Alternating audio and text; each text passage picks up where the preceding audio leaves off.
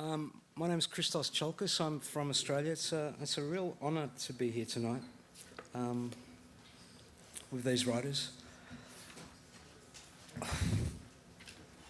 I'm reading from a book called The Slap. It's set in it begins in suburban Melbourne, where a 3-year-old child is slapped by someone who's not a relative, and the consequences of that action on a whole group of family and friends. And it's written through the perspective of eight different people. It's not actually a book about whether it's right or wrong to slap a child. It's actually a book about how come my country became so selfish over the last 15 years. Well, that's what I wanted it to be about. I was going to read, you've been very patient, I'm going to read 2 short bits. So it was going to be something else, but I haven't been in New York for 20 years, and I was so excited to be here that I was walking through Central Park and then through the city and got very late. I actually bought new shoes for tonight, but I was so late I can't wear them. I haven't been. I had to rush to the hotel, and there was a very lovely elderly gentleman who saw that we were distressed about a time, and he explained the bus system and how to get back to the hotel, and he also gave us money in change because we only had notes on us. So I'm going to read first from the perspective of an elderly Greek man, Manolis, who was at the barbecue with a child, got slapped, and he doesn't quite understand the world of his children. He's waiting for his daughter-in-law Aisha to come to a cafe where they're meeting. Aisha was running late. Manolis did not mind. High Street was busy with people doing their Friday night shopping and others out walking, taking advantage of the mild spring evening, the lengthening of the day. He did not know the coffee shop that Aisha had chosen, and when he first arrived there'd been a moment of embarrassing social confusion. A young couple were heading for the door, just as his hand had reached the handle, and he had assumed, he had not doubted it at all, that they would make room for him to pass. However, the man who was in front did not yield, and he and Manolis had bumped into one another. Neither had been hurt, but they had looked at each other in momentary bewilderment. The young man had stepped back and crashed into his partner. The young woman had then frowned at the old man, and Manolis had blushed. Rattled, he stood there expecting an apology, but the young man did nothing, did not move, did not say a thing. He just looked confused. "Excuse me," the woman had finally said sharply, an order, not an apology, and Manolis stood aside to let them pass. Out in the street, the young man had turned back to look at Manolis once again. His face still wore a baffled expression. Manolis took a seat at the back of the busy cafe and ordered a cappuccino. It would be too milky for him, but was the one English coffee he liked to drink. It arrived promptly. He thought back to the incident at the door. Manolis was almost certain that the young man had wanted to apologise to him, that he was even forming the words when his girlfriend rudely swept him aside. If Kula, his wife, had been with him, she would still be complaining about their rudeness and selfishness. He too had thought this for a long time, that the abandonment of respect for the aged was an indication of moral emptiness and materialism.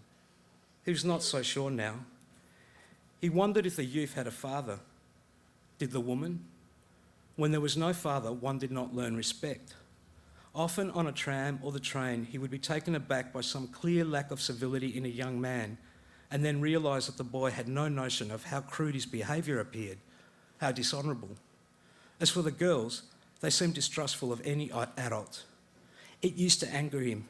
It used to make him want to grab hold of their ears and punish them. They had no fathers, and they had not learned the meaning of honour, of respect. The mother was everything. Of course, everyone knew that. Women gave life and sustained life. But women were too selfish about their children to teach honour. He felt sorry for the young couple, felt compassion for them. That's no good, he mused to himself. No good at all. Something is wrong in the world when the old pity the young. And now I'm going to read from Rosie, who is the mother of the child who gets slapped. And a lot of people in Australia have been critical of this woman, and I'm just going to read a short section about that I think explains the choices she makes. Nothing any of her friends had said to her had prepared her for the shocking assault of the birth. She had so long fantasised about having a child, had pushed, needled, baited, nagged, threatened Gary into ascending to a desire, that she had not once thought she would hate it. She had loved being pregnant, was fascinated by the changes in her body, the independence of it to herself. She had loved the fact that she smelt and looked different. Her body had altered, turned from being angular and boyish into supple and feminine. But the birth had collapsed her back into herself. The only word for it was hell. If pregnancy had been an escape from herself into her body, the labour had been a rebirth in which she had confronted her duplicity, her falseness, her ugliness, her self-hatred. She had been convinced of the sanctity of a home birth and natural delivery.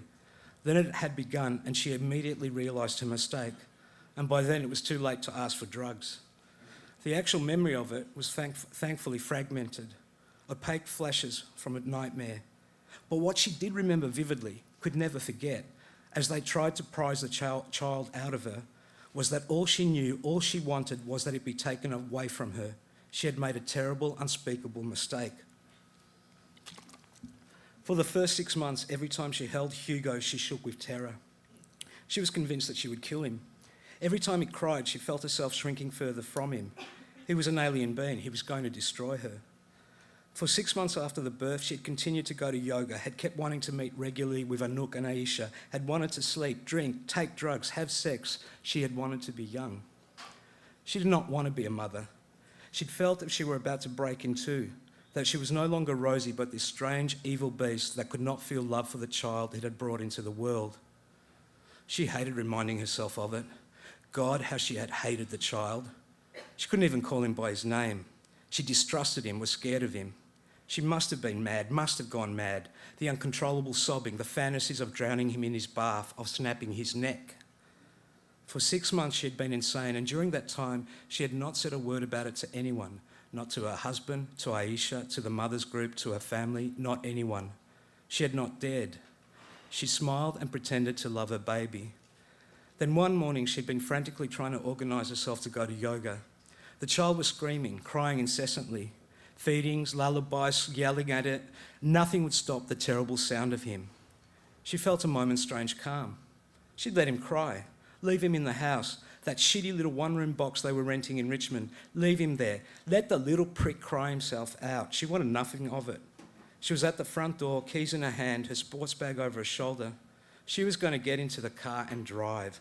Let him howl. Let the little bastard howl himself to death. Let him choke. She had opened the door and looked out to the street. It was summer. There was sunlight and no breeze, and there was no one around. She had stood in the doorway for a good 10 minutes, her bag still over her shoulder, her fist clenched around the keys, looking out to the world. You're not free, she told herself. If you want to survive this, if you don't want to kill yourself or kill your child, you must realise you're not free. From now on, until he can walk away from you, your life means nothing. His life is all that matters. It was then that she had stepped back and shut the door. She shut out the street, she shut out the world. She had picked up the screaming baby and hugged it close. Hugo, Hugo, it's all right, she whispered. It's going to be fine. I'm here. Thank you.